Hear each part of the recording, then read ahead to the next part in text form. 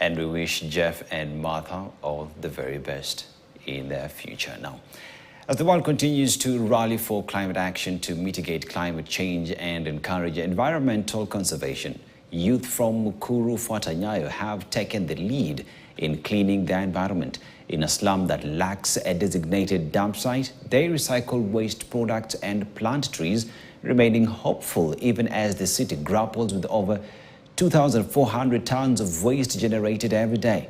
Our reporter Jambi Gaitho caught up with a group of youth in this area and filed this report, voiced by Raymond Muthe.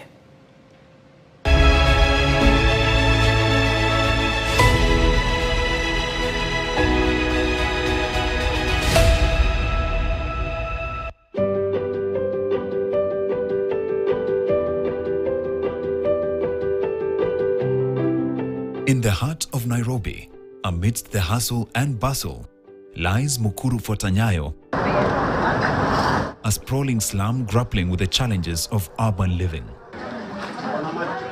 However, amidst the chaos, a beacon of hope shines bright as residents take charge of the environment through innovative recycling initiatives. Ngong River, once a lifeline, now bears the burden of neglect, choked with plastic bottles, nylon papers, and textile waste. The stench permeates the air, a stark reminder of the environmental degradation plaguing the area.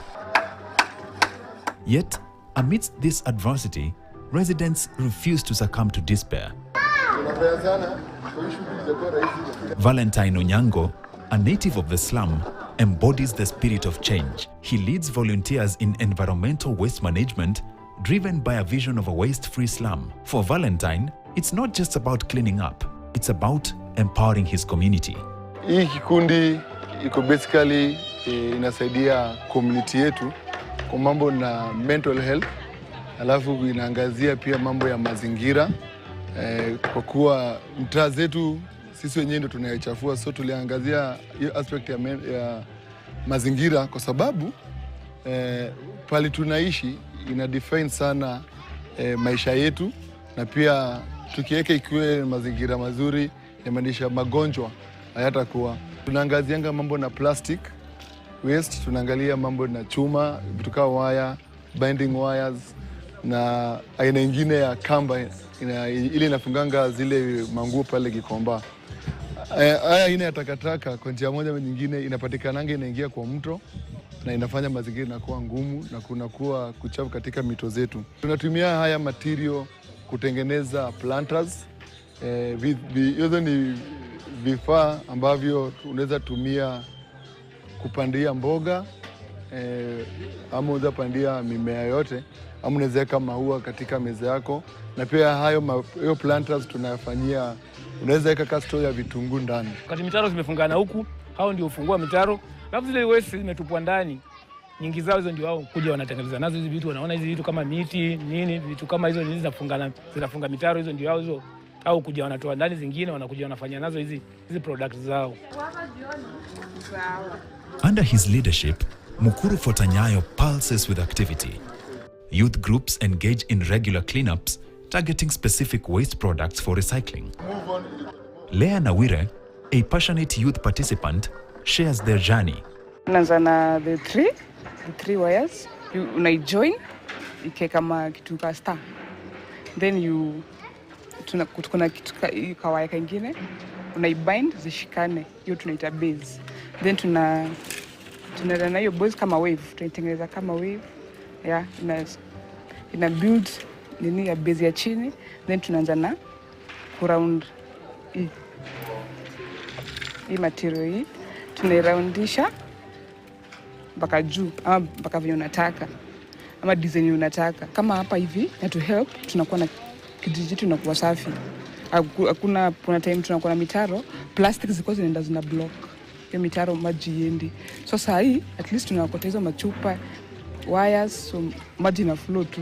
For start ni hard, hata mimi nilikuwa nafikiria ni wanaume, but the more ninaendelea it's easy. The current model is waste has always been handled as a low value item, that nobody wants to associate with, but we want to change the narrative and make people realize that apart from supporting a certain level, or rather an economy that is already existing, you're also contributing to realization of a more sustainable ecosystem in the country. Anybody who is handling waste, waste is not an open for all venture. Waste space is highly regulated because if you are handling waste, if you don't handle it properly, in the first place it will attract rodents, it will attract cockroaches and other disease-causing organisms. So anybody doing waste handling, there are several kinds of licenses. You can be given a license to do composting. There is license to do transfer stations. And this, based on the new law, the Sustainable Waste Management Act 2022, you can also have material recovery facilities. Beyond recycling, the group trains youth in carpentry and textile recycling, repurposing old mattresses into cushions. Samuel Kangeda, the lead trainer, shares their process, emphasizing its impact on reducing crime and providing livelihoods. Hizi material unaona tukitumia kina mattress, hizi mbao, waste mbao, tuliona watu waache kwenda kutupa kwa mto. Zilikuwa zikitupwa kwa mto, wengine wanachoma, mazingira yetu inaharibika. Ndio sisi naye mtu kama mimi nikaanza hii kazi, nilikuwa peke yangu kwanza. Nikashikana tena na bare wa Petra, mkubwa wa Petra, akaniambia tunaweza tumia hizi mattress kutengeneza vitu nazo na zikue. Kweli tukaanza kuitisha watu. Wanaleta tununua bei ya chini. Watu wakaacha kuzipeleka kuchoma. Wakajua ni pesa. Sisi naye tunazitumia na njia hiyo, pia na sisi inatunufaisha na kwa njia hiyo. Vitu tukizileta hapa, sisi huaga tunazifanyia repair. Na pia kuna vijana wenye niko nao hapa, hao ndio mimi wape hiyo kazi kama mafunzo na pia kama riziki kwao bado. Sasa tunanunuaga kitu moja kama iko nyuma yangu shilingi 400. Tunakuja tunairipea inakuwa mpya, inatoka 2500.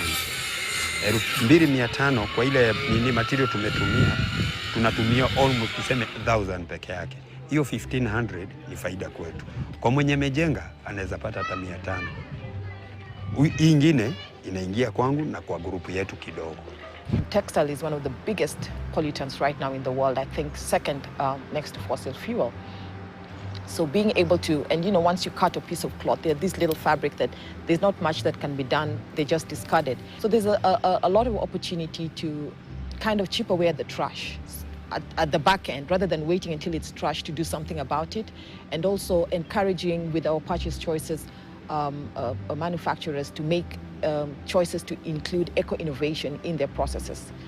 Niko na vijana 3 saa hii, au wengine wako shule, lakini Jumamosi ikifika, juu wengi waendi shule, wote tunakuaga nao wote hapa, vijana 15. Na kila mmoja anakuaga na kazi yake. Kwa sisi vijana unapata activity kaa hiyo ina reduce mambo ya kutumia drugs, and then crime pia ina reduce juu at least uko busy somewhere doing something. Challenge tuko nayo huku hatuna dumping site. Kama tunaweza patiwa a specific area to be our dumping site. We only have actually one gazetted dump site, which is the Dandora dump site. Then we have what we call holding points. So holding points is where you temporarily put waste as you wait for the county fleets to come and collect that waste. And these temporary places are only mostly in the informal settlements. But as you are aware, in most of these informal settlements, some of the spaces that should have been functioning as collection points, there are people's properties on them. And of course, we do not want to have a scenario where the county governments seem to be fighting members of the public. So we agree on a schedule of collection. In addition to planters and seeds, the group crafts toys for children from wood waste and plastic bottles, ensuring affordability and environmental cleanliness.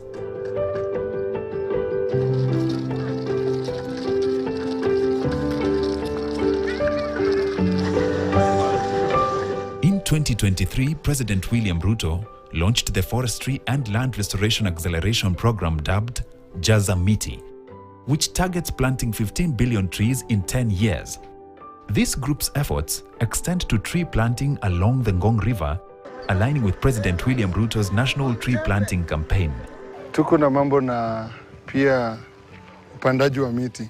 Tunafanya nursery kuhusiana na miti, na especially tuko so much focused on fruit trees. Tuliamua tufanyange kupanda machungwa, popo, avocado, tunaziweka kwa nursery, zetu tunapanda. Each and everything tunatumia ni ile wengi wetu wanasemanga ni waste. Mbegu tukishakula machungwa yetu, wengi wetu tutapanga mbegu.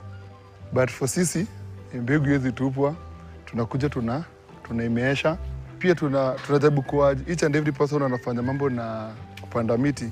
Tunataka to get rid of hizi majwala. Kitu kama plastic na jwala zinakaa like 300 years. The polythene 300 years kama ijakuwa decompose kwa mchanga. So to be aware of this, that's why tunafanya pia kumake planters. So hizi planters tunazitengeneza ndio pia hii jwala venye ilikuwa banned iko tu banned kabisa, ndio pia sisi tupate ile product yetu inakuwa welcome kwa society na inatumika kwa the same purposes ya hii. As you plant trees, you have to make sure that what you're planting is conducive for that in particular environment. There are plants that do not do well in certain environments. There are plants that are disruptive in certain environments. There are plants that would support an ecosystem in that particular environment. So typically, the best thing to do is use plants that are native to a space so that they do not create as much disruption and have got a higher chances of survival also in that same space. Nevertheless, there are ongoing problems. Nairobi's waste management system is finding it challenging to cope with the fast-paced urban growth, resulting in a lack of allocated dumping sites for slums such as Mukuru Trash. So this is them cleaning the river? Yes. While the Kenya Extended Producer Responsibility EPR 2023 mandates that producers take responsibility for the entire life cycle of their products, from production to end-of-life disposal, some things are easier said than done. Chief Officer in charge of Environment in Nairobi County, Mr. Ibrahim Otieno, acknowledges these challenges but emphasizes the importance of community collaboration. Community-based organizations is part of the people that we actually work with as a sector in various environmental conservation and management activities across the city. In fact, we actually give community-based organizations what we call a recognition letter to enable them, get that authority to work within those spaces where they do their conservation efforts. We have had several scenarios where we support these particular community organizations when they approach the county and when they are among the community-based organizations that we have in our register.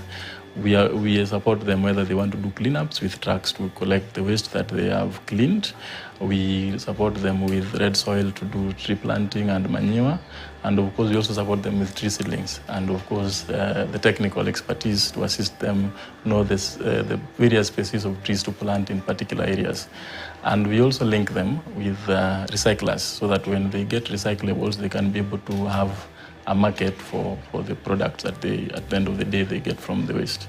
So the community-based organization requires to do an application to get a recognition letter. Then we link them with the sub-county environment officer for that particular area where they are doing the activities, so that when they have an activity that they would require the support of the county government, they communicate with the environment officer. Then the environment officers, for the resources that he can be able to get from the sub-county, whether it's tools or PPEs, then he can be able to support at that level.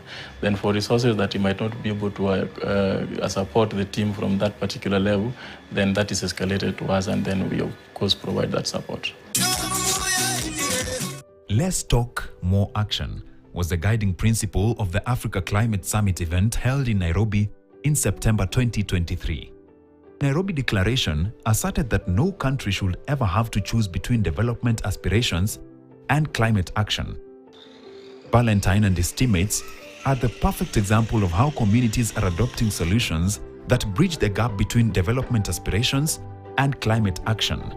As the world grapples with climate change, Mukuru Trash stands as a testament to resilience and innovation. In a society often defined by its challenges, residents are rewriting the narrative, transforming trash into cash. Through their unwavering dedication, they remind us that even in the darkest of times, hope perseveres.